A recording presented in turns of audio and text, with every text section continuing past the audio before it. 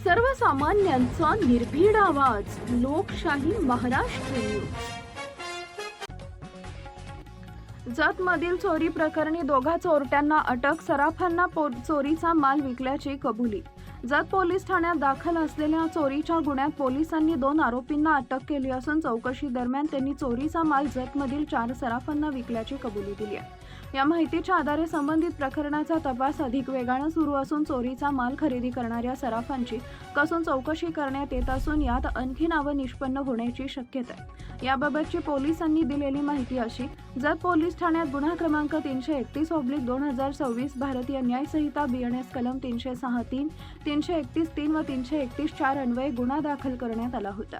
या गुन्ह्यात सुभाष दिलीप काळे वय वर्ष 44 राहणार एकता नगर सातारा रोड जत आणि मोहन मच्छिंद्र चव्हाण वय वर्ष 37 राहणार एकता नगर सातारा रोड जत यांना अटक करण्यात आली आहे.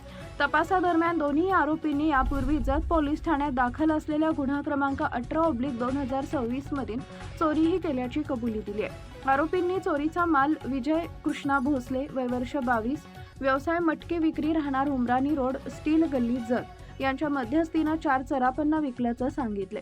यामध्ये पवन गणेश गायकवाड वय वर्ष 25, गणेश शंकर गायकवाड वय वर्ष 55 दोघे राहणार मोरे कॉलनी जत मूळ राहणार मेंगानवाडी तालुका खानापूर, किरण हनुमंत शिंदे वय वर्ष 36 राहणार मंगळवार पेठ जत मूळ राहणार चालुक्यनगर लिंग रोड विजयपूर कर्नाटक तसेच अन्य एकाचा समावेश असल्याचं तपासात समोर आलंय.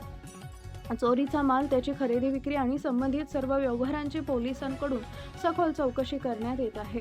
या प्रकरणात चोरीचे सोने खरेदी केलेल्या 3 सराफांची नावं निष्पन्न झाली आहेत. आणखी काही नावं समोर येण्याची शक्यता असल्यानं सराफ व्यावसायिकांचे धाबे दणाणले आहेत. लाईक करा, शेअर करा, सबस्क्राईब करा आणि बेल आयकॉन प्रेस करा.